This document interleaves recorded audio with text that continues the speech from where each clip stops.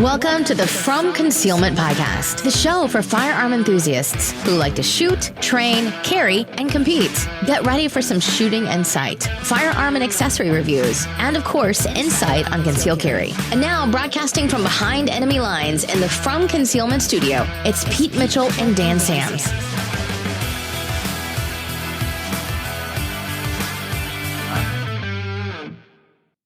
Hey, Freedom Nation, this is Pete Mitchell. And I'm back. And you're talking to two guys who are on all kinds of watch lists. Shoot, yeah. Just our conversation we were having just now before we went live on the Zuck book. Man, that's probably got us watched, especially given Zoom is all China, man. They're like, oh, those ones. Those guys are one of the first ones we need to take out when we come and take over. Did you see that meme where it's the that stuffed monkey where it's like, doing that look, and it's like Russia and China when they see America sweeps all the shooting events. They're like, yeah. Which I gotta be honest, like this Olympics, my wife is really into the Olympics. Like she loves it, except for this year because she can't stand all the masks everywhere. Masks here, masks there. It's ridiculous because they make them either get vaccinated or get tested or probably both to even be there. So why are you wearing masks too? Like it's laughable. It's so ridiculous. And so all we've been doing is watching. And then we were like, too, wouldn't you hate it? You finally made it to the Olympics and you win and there's no one in the audience to see you. Like the stadiums are empty. It would be such a letdown. Not even your family. Yeah. Not even family. Such a letdown. Yeah. But it really does suck. But the only two sports that I've been watching have been shooting, of course, and weightlifting. So today is the day that the transgender from New Zealand is competing in the heavyweight division for women. I'm like, first of all, and he, she, whatever term you want to use, is expected to take a medal. I'm like, yeah, you have a lifetime of testosterone running through your body. It's going to behave differently than someone who doesn't have a lifetime of testosterone running through their body. Now, the Olympics trying to make it fair, you got to take testosterone suppressants and, you got to bring it down under a certain level. Doesn't matter. You had a lifetime of it. Like your muscles are already formed by the time dude decided I'm a chick. Mm-hmm. Well, I thought he ended up not doing that well. I think it's today. Remember. I thought that. No, wait, maybe it was today. It's today. Airing or it's happening today. It's happening today. He's competing. He might have already competed. I don't know what the time change is and all that. All right. But yeah, he's supposed to be competing today. I'd be interested. What would be great is if he just got his tail kicked. Yeah, but I don't think he will. Like, here's the ridiculous part. Yeah. This is not fair to women. Like the whole reason you split women from men is because they're not on an equal playing field, just from the get-go. Yeah. Like there's a physiological difference, whether or not people want to admit it, it's there. So that's why we split it up and make it fair. Yep, exactly right. Oh, what a mess this is, man. Like this is a sign of how our culture has disintegrated to this point where we can't even acknowledge what a man is. And did you hear the AMA wants to take off sex from the birth certificates? Yeah, I heard about until they've had a chance to decide. I'm like, dude, I cannot say I felt like a woman inside. I have no concept. I can't possibly know I'm a man. I got a Y chromosome. That's just the deal. You either have it or you don't. Done. Period. Now, you could absolutely have a mental disorder.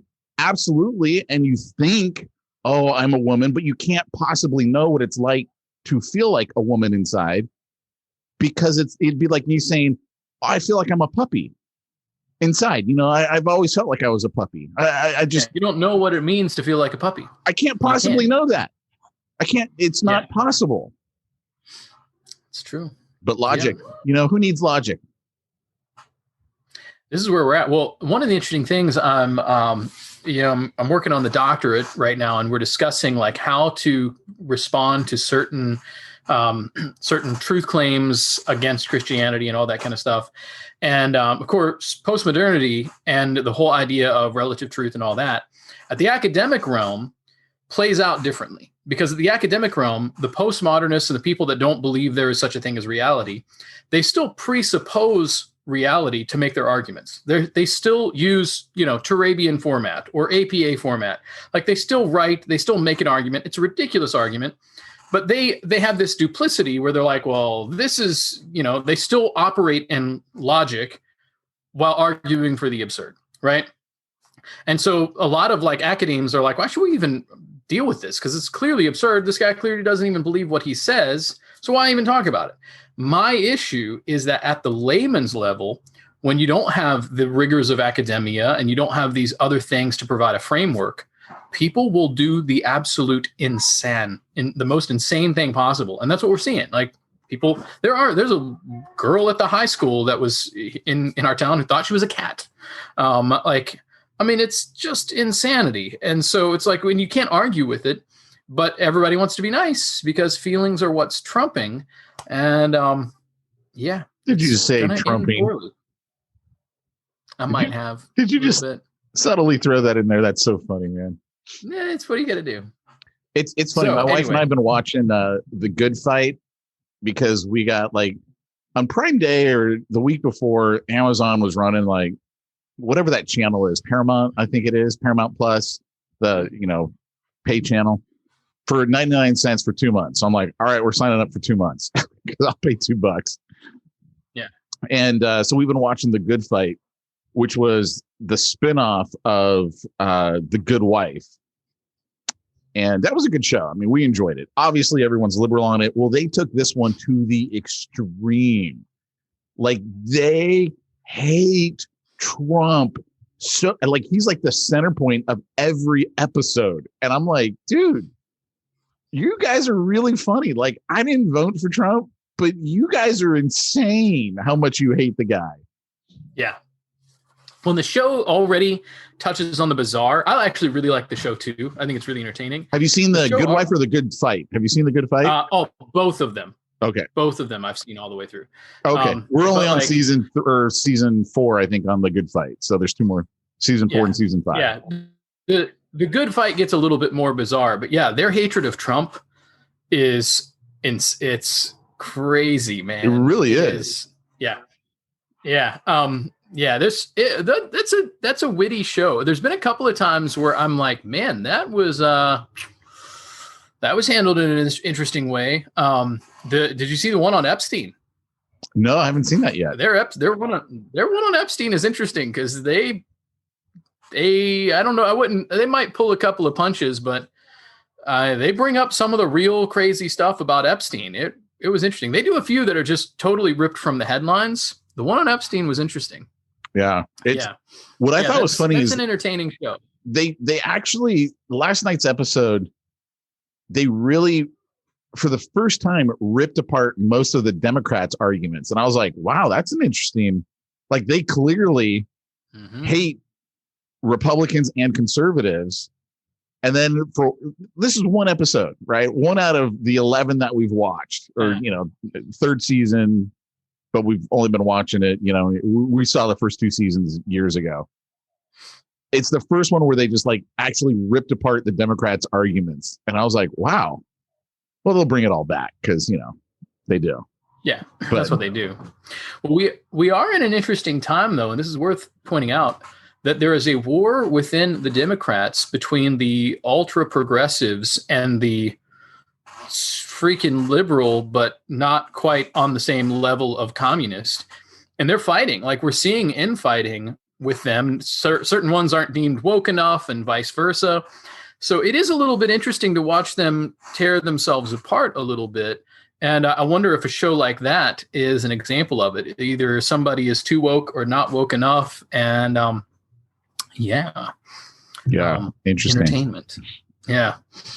So that's there's so many things going on, man. We have Olympic insanity. We have we have mask insanity. I feel like we should talk about that a little bit, Pete.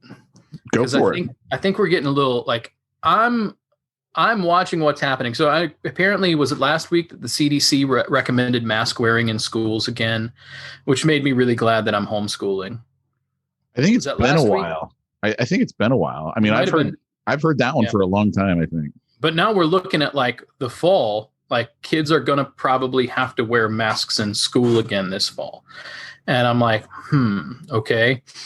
I'm homeschooling. So other than the destruction of our culture, I'm not freaking out about it. But this whole movement, like hopefully our listeners, I'm sure our listeners are recognizing the escalation and intensity related to vaccinating. That now there's this, there weren't certain people, like what is it? The Steelers wanted to have the guys who are not vaccinated wear yellow armbands. Like there was some weird stuff there, like this movement to like, you are a bad guy. You're a bad person if you don't get the vaccine, right? That's, and hopefully we're all seeing this. It's not so subtle anymore. It's like, you get the vaccine, you're good. You don't get the vaccine, you're bad. So we have that intensity building, but now you have this mentality of like, oh, now even the vaxxed people need to wear their masks again. And so now the mentality is like, well, you're so dangerous that even my vaccine isn't going to work. And so I have to wear a mask to protect me from you. So now we have this double speak going on where they'll say, well, the vaccine works, and so you better get the vaccine. The vaccine doesn't work because you didn't get the vaccine. And so the vaccine doesn't work for us that got vaccinated. And so now we have to wear masks, and you should have been wearing masks the whole time, and you're even more dangerous. And then you got Delta variant, and you got this whole thing. I hope our people are watching and saying, like, this is not, nor has it ever been, about a health crisis. This is about control. It's still about control. It was always about control. That doesn't mean that the virus doesn't exist. It doesn't mean that it can't ever be dangerous. But we are talking about a 99% survival rate if you get it. Like, it's even better if you don't get it. So when we're looking at all this and they're absolutely wrecking everything, like, I just hope that our listeners are seeing this and saying, like, I'm not going to live by that lie. Because I just don't want to live by that lie. I would rather it get real testy around here than to just play along with the lie. And that's just kind of where I'm at right now. Yeah. Well, here for our drinking friends here in California, LA instituted the mask mandate a few weeks ago. I don't remember exactly when it was. Much to Gavin Newsom, our governor, his dismay, because he was really upset about it, because he's in the fight for his political life right now, because we've got a recall election. We got enough signatures on it. It's happening in September, I think like mid-September. And finally, we had someone enter the race who were like, oh, that's going to get people to vote. Larry Elder, conservative radio host, black conservative libertarian radio host, who conservatives know because he's been around for decades. Yep. And now Gavin Newsom's like, oh crap, I got a real competitor. Yeah. Because you're going to get everybody who's going to go to the polls. Well, technically they're all getting mailed to us. So who knows about the shenanigans that can go down. Yeah. And, but he was really upset because LA's got that mask mandate. And, my wife and I are like, well, we're not going to do anything in LA County if we can possibly avoid it. So like when we go out to eat, I mean, we're literally on the border. Like 1 mile that way is LA County. So, I mean, I'm on the border, but it's like, we won't go there because we're not wearing a mask. This is freaking ridiculous. We're done with this crap. And Orange County, it's turned blue. Like it used to be the red, spot in California. Everyone knew, oh, it's conservative. It's not anymore.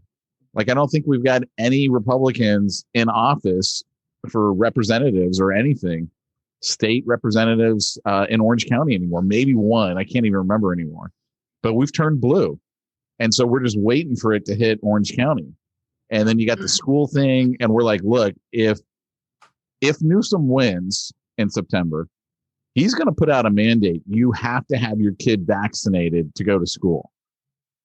And if that happens, I'm kind of hoping he does it, because that's going to be the straw that breaks the camel's back. And Jamie's going to be, we're moving. And so I'm like, please mandate it, and I can get the heck out of California. Like that'll be the straw that breaks the camel's back. That's like on Instagram, there was a guy called Boogaloo Accelerationist that he voted for the most progressivist candidate, not because he supported them, but because he wanted to just get this civil war on. So similar, more benign thing that you've got going on, but I feel you, man. Oh man. Well, here's how crazy this stupid state is. I don't know if you read this, but come January, we're not going to be able to get bacon in California. That's a serious problem. Let me tell you, I like my bacon. Any pork product at all, because California, by the voters in 2018, voted and said, okay, you got to have enough space for your animals, chicken, pigs, cows. I think cows were included in that, to be able to turn around and lay down. And like, basically the animals have to have not a decent existence, but a better existence on what they have right now. I'm actually not necessarily opposed to that. And I'm happy to pay for that. I hate it when the government or the people mandate it, right? So here's the problem. The chicken farmers are all like, hey, we can accommodate that. So there's not going to be any problem with chicken. The pig farmers are like, we can't accommodate that, and not by January. And that means none of their meats can be sold to California, imported into California or sold in California or anything. So it goes a little bit further in that California represents 15% of the pork pig buying market. 50%? 15%. One state represents 15%. Wow. I thought you said 50, but 15 is a lot. But for one state, 15 is huge. It should be like 150th, right? Except we're so big. And it's like, okay, what's going to happen to those farmers when all of a sudden 15% of the market is gone? Well, some of us might step up and eat that bacon. Eat all the pork, eat all the bacon you can. As is my noble duty for our country. Oh, geez. So to take this to show you just, again, the stupidity of California. So everyone knows we've got the crazy assault weapons ban here in California. A federal judge said it was illegal. Of course, they stayed the order. It's with the Ninth Circuit right now. And so it's making its way through the courts. We're expecting the Ninth Circuit to basically say, uphold it and then take it to the Supreme Court, just like it always does. But hopefully the Supreme Court will actually listen to it. This Supreme Court, hopefully no one on the Supreme Court dies. At least the conservatives don't die, and they, but who knows? They might start killing them off. Wouldn't be the first time, I don't think. That's the thing. It wouldn't be the first time. I think Scalia's death was shadier than anybody gives. Hypothetically, in Minecraft, it wouldn't be the first time. Yeah. And we don't know that it's happened before, but man, some of the stuff looks real shady. Real shady. Anyone who's sitting there trusting our government anymore is out of their freaking minds. Yeah. So, So I was at a rifle training last week, and I was like, oh, dude, they're doing rifle training. Oh, I'm in, because it was like training between conversions between rifle and pistol. Like how do you lay your gun down? I mean, everything, right? So we've talked about this before on the podcast. If you've got your sling on, you got to lay your gun down just right so the sling actually holds the 30-round mag against your chest, and it keeps them from flopping around everywhere. If you lay it the other way, your gun's going to flop. Like if you got to run, walk, go anywhere, it's going to be flopping all over the place, hit your knee, hit whatever, right?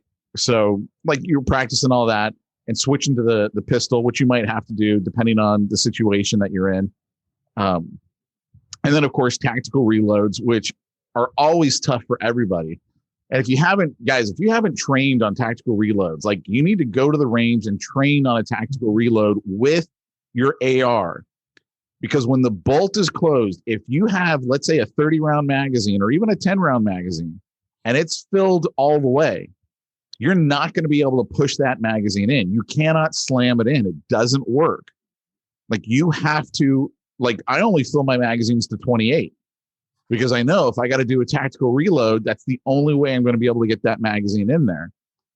You can't do it with the bolt closed. It's not going to happen. And you got to gently push it in, and basically you got to be gentle about it. If you try and slam it, even with 28, it's not going to work when the bolt is closed. So you got to practice that stuff because you never know, right? I mean, you're in a firefight situation and you've been firing a lot, man, maybe it's time to change that magazine. Don't wait till it runs dry because now you got nothing. If you're back behind cover, then, switch the magazine. So we were practicing all that stuff. And of course, everyone in California travels to the range with their gun configured in what we call the traveler position. The traveler consistency, which basically just means it's not an assault weapon. I mean, it's not in that configuration. It's not an assault weapon. So if it's fixed magazine, or we've talked about the Cali key before, which is turns your AR into a bolt action. Whatever, you got to do something, because if you get pulled over and you got some overzealous cop who decides to search your vehicle without your permission, it's going to get confiscated at the very least. You're going to go to jail that night for sure. And you're going to have to fight to prove, hey, I didn't give him permission to search my vehicle, all that kind of crap, right? But you're still going to lose it because they're going to say it's an assault weapon. Mm-hmm. So anyway, I'm there, and this one guy goes, I'm looking at his AR. And I'm like, man, tell me everything you got on here, because he's got infrared for his night vision. Like he's got everything right. And I'm looking at it, and I'm like, okay, I can tell it's not featureless. Like you can always tell that because it doesn't look like a boat paddle, right? Mm-hmm. And then, so I just assumed it was a fixed magazine. He's like, oh no, this isn't fixed magazine. He goes, this is a 22 LR rimfire. I'm like, what? And he goes, oh no, those are exempt in California. I looked it up. He's absolutely right. So he travels with it with a 22 LR rimfire bolt carrier group and the magazine for it. That's totally legal. That's awesome. He can have it configured any way he wants. Gets to where he's going, swap out the bolt carrier group for the one he really wants, and go to work. And I was like, that's actually brilliant, because you would actually use your AR as a 22 LR just for shooting. Yeah. Just for target shooting. Why not? Right? It's cheap. So I was like, man, that's brilliant. Forget the Cali key. I'm getting a 22 LR conversion kit. Heck yeah, man. Already priced it out at Midway, $160. Yeah, you got to get that anyway. I would check too. Sometimes they'll have them with multiple mags. And you can catch it on the right day, right deal. You get like 3 mags, and you're sometimes under $200, man, or $250 or whatever. That's a great investment, man. Great. I was like, that is just brilliant, right? Because I always leave mine 100% of the time California compliant. Right. Of course. Mine are always either featureless or fixed magazine. I never do the traveler thing. That's what all these heathens in the gun community in California do, but not me. Right. I need a name for what my guns are, because they're not California compliant. I don't know. Call them they're just called standard ARs. I was going to say, like, there needs to be a fun word. We'll call it like Waco compliant, or mine's Waco Ruby Ridge compliant. Dude, I was thinking about this, and I was like, you know what? Here's one of the problems with mass shootings. You know how you could really take down the death rate at a mass shooting? And there's no liberal who would ever understand this or agree with this. You need to bring back fully automatic weapons. I've said the same thing. Yep. Because you burn through that ammo so quick, you're done. Yep. It's gone. I actually got into a debate with an anti-gunner on Facebook one time, and he was arguing that gun laws work because fully auto guns he didn't understand that they weren't illegal. But yes, practically, functionally, they're hard to get, functionally illegal. And his argument was that, like, well, obviously the gun laws are working. Otherwise, these mass shootings would be full auto. And I'm like, that's not even close to the reason why they're not using full auto. And I'm like, first of all, if I'm in a mass shooting situation where I'm potentially a victim, I would rather that guy have full auto because he's going to dump his ammo so fast and he's not going to be able to control the shooting. I'm going to be in a, like, first of all, it's, I don't know, a second, depending on what he's shooting. I mean, no matter of a couple of seconds where he's got to reload his max. And that's going to be a great time for anybody to respond. He's not going to be able to hold it on point. And he can't keep enough magazines on him. Yeah. Like, what's he going to do? Come in carrying 9 magazines? I mean, he's going to burn through his mags so quick. Yeah. Well, and just him reloading alone is an opportunity. And think about, like, when somebody's shooting full auto, you're going to know when they're reloading, right? Like, that's true. They're going to dump that thing and you're going to be like, time to go, boys. That's how it responds. But man, a guy who's shooting semi-auto, man, I don't know if he's just taking time between shots or if he's reloading. Right. And yeah, so I'm with you. Full auto. Plus, it would just be great to have full auto back. Man, I want a full auto. Yeah. Who doesn't? Who doesn't want full auto? Yeah. Well, the thing is, with ammo prices, what it is, I'm hardly ever going to shoot one if I had it, but I'd shoot it once at least. Yeah.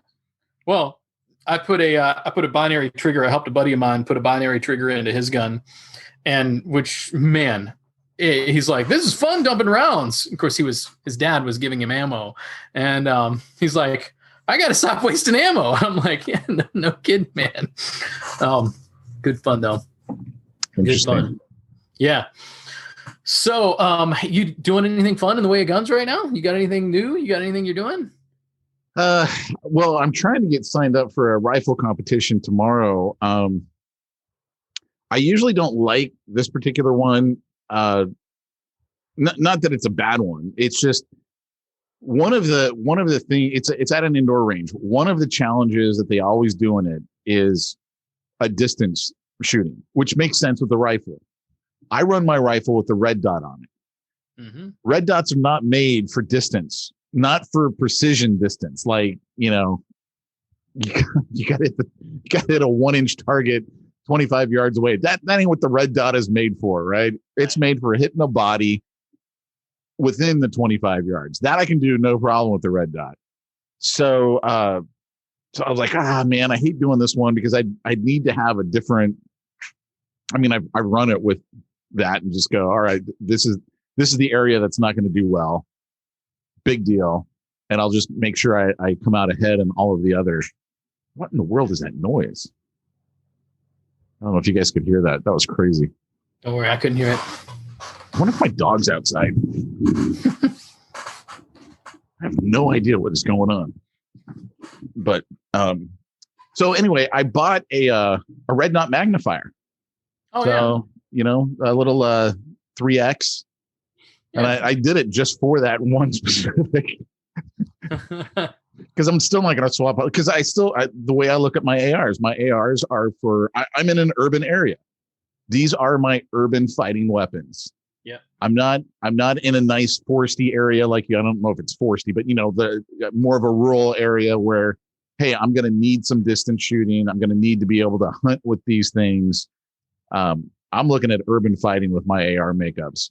My 308 is set up for distance fighting or distance shooting, I should say, not necessarily fighting, but yeah. So, we'll see. We'll see tomorrow how that runs with the 3X magnifier on it. Hope it goes well. Well, then I'll see if my red dot's really centered or not too. Well, that can get a little tricky. I had a friend who he had an AR with the A2 front sight on it. So, it's built into the gas block and everything. He put a red dot on it and then put a 3X magnifier, and he couldn't get it to run right with the 3X magnifier. It's like always something went wrong. And I'm convinced that it had something to do with his spacing, like nothing, he couldn't put it where it really needed to go. I'm still not certain if that was the issue. And honestly, I never got to sit down with him and figure it out with him. But yeah, so hopefully though, it should be on. If you got it on, that's the old joke. If you got it at 5, you got it at 50. So you should be able to flip that thing over, and all you're doing is making it closer or look closer. Yeah. So we'll see. We'll see. Right, we'll see how she runs. But I shot a different AR at last week's training. And really, really, I put an ambidextrous safety on it, probably because at some point I was running it as a featureless rifle. Now I run it as a fixed magazine, so I can wrap my thumb around it. Mm-hmm. And man, that ambidextrous safety just sucked. Like it was Really? so hard to flip up and down. I was like, what the heck? So I'm actually going to take it off and put on just the standard mil spec safety, designed for a righty. Just going to stick that on it. I'm like, it's going to run so much smoother. I mean, it literally, I would lose seconds trying to flip the stinking switch. And I'm like, oh dear. yeah, That's okay. this isn't going to work in a real life situation. Yeah. Well, that's good to know, because I was actually thinking about going ambidextrous on mine. It was the one that I had, because I've got another one on my 300 Blackout, and same design, but it flips so much better. It works so much better. So, and I took this one apart. Like after the shoot on Saturday, I spent an hour and a half just taking everything apart, which, by the way, it's been so long since I built my AR. I'm like taking out the trigger. I'm like, how the heck do I put this stupid thing back together again? I'm like, where's the video on YouTube? Show me how to put it back together. I know. I had to do it on my last build. Well, it's funny that safety, that ambidextrous safety button, there's not that much to go wrong on a safety. No, I think it's just a poorly designed safety. Yeah. Poorly, because you can't really get your thumb on it the way you need to. I'm actually getting ready to get an ambidextrous magazine catch, because my thing, left eye dominant, right-handed. I'm running the gun, especially if I'm running an AR pistol, I'm running it left-handed. So if I'm going to try to do speed reload, like drop that mag, whatever, like I got to reach up with the other hand, which is the hand that's holding the mag. Like there's no fast way to do that. Like mag is in the way of the hand is in the way of the mag. Like, so I've got to get that ambidextrous so that I can drop it and lock another one in all in one motion. It's got to happen, because there's no, I can't run that right-handed. I shouldn't say I can't, but I don't think I'm going to be proficient running that thing right-handed. Right. The other thing I've noticed, being right-handed, my strong arm is my right arm. So when I'm doing the C-clamp grip, which just looks really cool up in the camera, when I'm doing the C-clamp grip, I have my dominant hand is absolutely controlling what I'm pointing at. And it actually puts me on the map a little bit more when I'm, aiming at whatever I'm aiming at. It just becomes an issue when I've got to reload. And so that ambidextrous magazine catch is pretty cheap. They're like $35.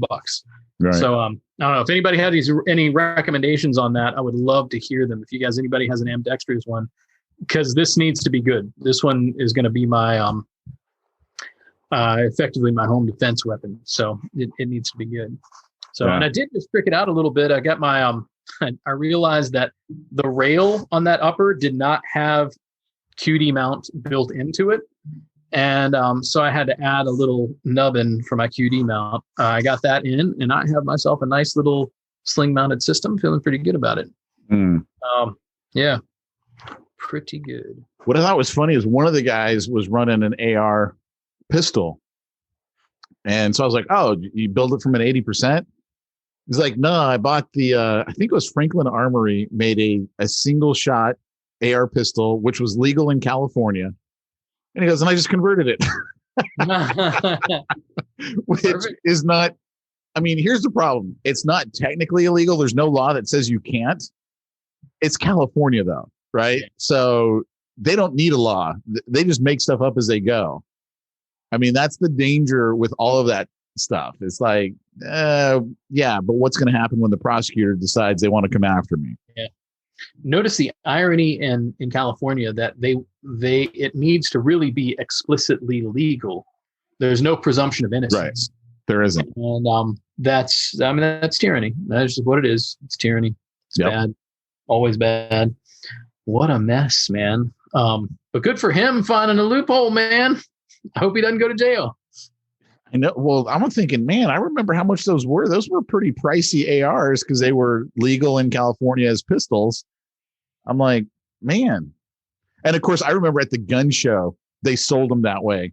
There was a sign. There's no law that says you can't change something after you got it. And I'm like, dude, man, I know there's no law that says you can't. It's California, though. They don't need a law. They're going to make it up as they go. That's interesting. I actually saw it was a screenshot of a tweet from Ben Shapiro. And he was making a comment that, like, our country, and I know you're speaking about California, but the issue is true of our country as well. What we have is bureaucrats that are making decisions about what needs to happen. And then that's being enforced as law. We don't have laws being made about a lot of this stuff, especially like the ATF is a great example. The ATF will make a ruling. It has nothing to do with the Constitution or the law. They make a ruling, and you can go to jail for it. Similarly, we have issues related to masks and mandates and things we already talked about that are what we have is bureaucrats, unelected bureaucrats that are making decisions that then are being enforced as law. They're not laws. And we really this is where it gets kind of tricky, in that we've got to decide what we're going to do about this. I don't know if anybody's paid attention to the there are so the whole vaccine passport issue that's going on in Europe right now. There are massive anti-vaccine passport demonstrations going on. Our media is not letting us know about. And I'm wondering, maybe that's what we need to do here. We just need to make a mess in the streets, and not a mess, but we need to make it known, we're not going to stand for this. You're enforcing things that are not laws. People's lives are being ruined. But we're just not going to stand for it. And what I would love is to see somebody like a Ben Shapiro, or maybe even a Larry Elder, organize major demonstrations where we say, all right, we're going to get out and we're going to say we're not going to stand for this. Because I'm not the kind of guy that goes to protests, but I'm going to become the kind of guy that goes to protests for things like that. The right people organizing it under the right clear statement. And I'm like, I'd get there. I'd invite the Freedom Nation out. We'd get there and we'd make a stink. I would say that would be the one time I would be pro-mask, is at a protest in the United States today. Yeah. Because they're taking pictures and adding you to the watch list. You know what I would do? I wouldn't wear a medical mask. I would wear bandana. Bandana, sunglasses, hat, baby. There we go. Exactly. Yeah. Did you see the thing where it was on point? It was and it was probably Babylon Bee. It might not have been them, but it was it says Democrats been pro-mask since the very beginning, and it was a picture of a guy in a KKK hood and a Democrat wearing a mask, and they're like, they've always been pro-mask, boys. Better watch out for the Democrats. Wow. And I'm like, yeah, you know what? Yeah, they've always been pro-mask. Yeah. Weren't those Trump supporters though? In the KKK? I haven't seemed to found any of those yet. Let's rewrite history yet again. Yeah. Well, what's really fun is in West Virginia, Robert C. Byrd, who was super liberal Democrat senator for years and years and years. He had been in later years, not so much, but had been very open about being a part of the KKK. There's pictures of him in his robes and whatever. And I'm like, he was Democrat. Yeah, that's what a mess. So, wow, those kinds of things happening, man. Not so. Do you think we're heading back to lockdowns? I do. I don't know if we're going to have people stand for it in the same way as they did before, but I think something like it might not be lockdowns in the same way that we had them before, but this is, it's all a power play. Doesn't matter how much better things get. Remember they said it was all going to be once we get the vaccine, everything will be fine. It's not. They're still trying to control things, so it might look different, but it's not going to go away. This is what they do now. Kind of interesting that even some of the mainstream media is calling Biden out, going, wait a second, you're telling us we have to wear masks even if you're vaccinated, but that doesn't make any sense because you're telling us the vaccination is great and we all need it. Then why do we need masks? Even the mainstream media is going, these do not equal. These do not match up. This doesn't make any sense. That's how bad it is when you have them turning against Biden's people. Makes me think of, you ever seen the old Kazoo Kid videos? It was viral videos, and it's this kid who's full haircut. It was made in like the 80s or 90s, and he's teaching kids how to play kazoo on this video. And he's like super exuberant. He's like, fun, fun, fun. And then something happened. He's like, wait a minute. And it's the most like exuberant, happy kid. But he's like, hey, wait a minute. That's what I perceived like the mainstream media. They're like, hey, Mr. Biden, wait a minute. Like, that's exactly who I picture. Is they're like, something's not right here, but we don't want to stop smiling and supporting. Yeah. And just that's where it's at. So yeah. Interesting. I should get that 22 LR conversion kit and run a competition with 22 LR and just have absolutely no recoil at all. I know. It's pretty great. Yeah. Yep. Do you run your AR that way or just your 1022? Right now I'm just running the 1022. I might get a conversion kit for the fun of it.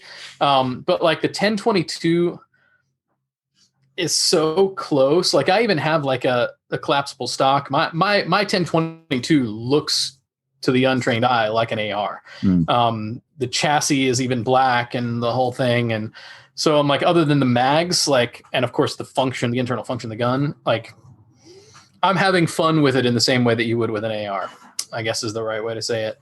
But I'm not going to be able to train. Like that's not effective training, right? The mags aren't the same size, all that kind of stuff. So I've thought about getting the conversion kit just for the sake of being able to train without, thinking about how I'm spending 75 cents per trigger pull.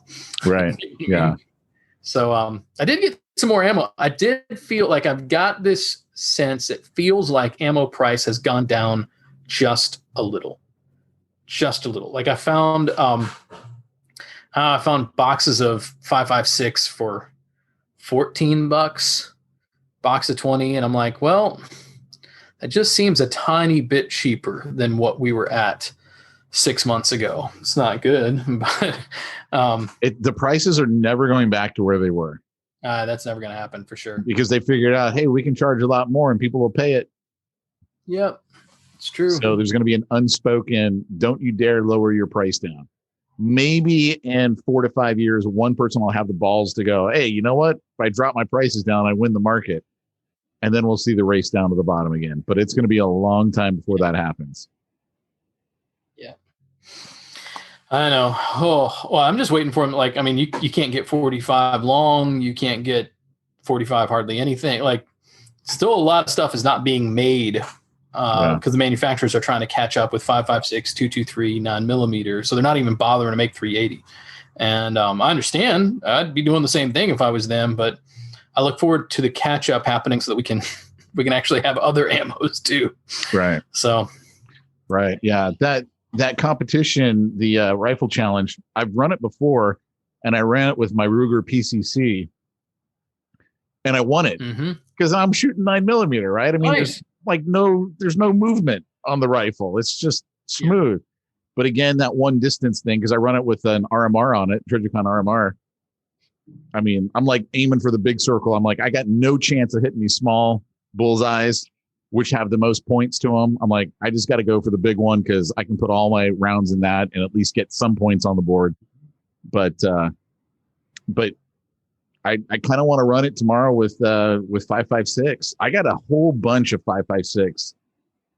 I stocked up years ago, and honestly, it's been so long since I'd run my rifle. I got a ton of it, and I'm kind of like, I'd rather go spend that than go spend my 9mm, which is costing me an arm and a leg. Yep. Well, that's the game plan right now. 9's costing too much. It's not a bad game plan. Spend down my 5.56 that I got stored up. Nothing wrong with that. In fact, that sounds pretty fun. Yeah. So yeah. Well, hey, I got one last thing here as we're finishing up. But Lake Erie Arms did their kid gun safety event. Not last Saturday, not this past, but the one before, as I recall. And great event. I just want to recommend get your kids into a gun safety class. Like the class went over the different parts of the gun. Like, so there was a language, there was nomenclature going on, but a lot of good safety stuff in there. And then what they did is they had a wrist rocket station, for the slingshot. They had BBs, and then they had 22, and just for free, all the kids were shooting. They had some other fun stuff. They had a bouncy house and whatever. I got to tell you though, my daughter my middle daughter, was just nailing it. Man, she's doing the BB shooting. She's hitting everything she's aiming at. It was awesome. Everybody was amazed. We take her out to the range and they hand her one of those, the, AR-22s, and they've got at maybe 20 yards, maybe 25 yards. They've got like cans hanging. That girl throws that thing up there and in 5 shots hits 4 different cans. Maybe she hit them on all of them. I just didn't see for sure in the last one because I'm videoing it. And just her stance and everything. And the guy doing, safety is one of the guys that does training. As I understand, he does training for SWAT for one of the counties out here. And he's like, I should have you on my SWAT team. And he pulls me aside and he's like, she was very competent. So I'm just going to take that as a moment. I'm going to brag on my daughter, who is a stone cold How old's your daughter? Operator. She's 10. Nice. Yeah, she did great. I was really proud. My other ones did okay, but like not able to shoot. They don't have the functional ability to shoot like she does yet. So it was good times. Great event though. Highly recommending it. The event's over, but highly recommending that you get your kids. Everybody should get their kids in gun safety training because we talk about like, okay, yeah, the rule is don't touch a gun. If you come across a gun and there's nobody around, what do you do? It was good. The whole thing was good. I was proud of Lake Erie Arms because I know it's not a big money-making event to do that. In fact, they probably lost money on it, but it was good for the community. It was a good time. So that's all I have for this week, everybody. I would love to take my kids to something like that. I haven't seen those around here. But I mean, I would absolutely 100% pay to have my kids go through it because they're going to listen to someone other than me, Yeah. And the funny thing, the class was only 10 minutes long. The guy teaching it was a really good, like he's one of our regular instructors, but he's really good with kids. And it was just great. Like first thing he does is he's got the gun labeled. And the first thing he does is mention that like, well, this part of the gun is called the butt. And of course they laugh and like he'd won them over. It was great. So good training, good times, highly recommend it. Of course, check out learms.net. Always a good time to get out there and some special announcements are coming soon. Cool. I dig it. Well, guys, I'd just like to add a special reminder on this episode that the From Concealment podcast is for entertainment only. We do not dish out any legal advice. Yeah. And please understand that every story we've shared on this podcast is completely made up from Minecraft and is purely just for entertainment. That's it. It's an entertaining podcast. Yeah, we need to remind everybody that this is totally for entertainment. In fact, many times for comedic purposes, and is not to be taken seriously in any way whatsoever. Yep, that's it. And we'll be back for more entertainment next week. We'll talk to you guys then. Take care, everybody.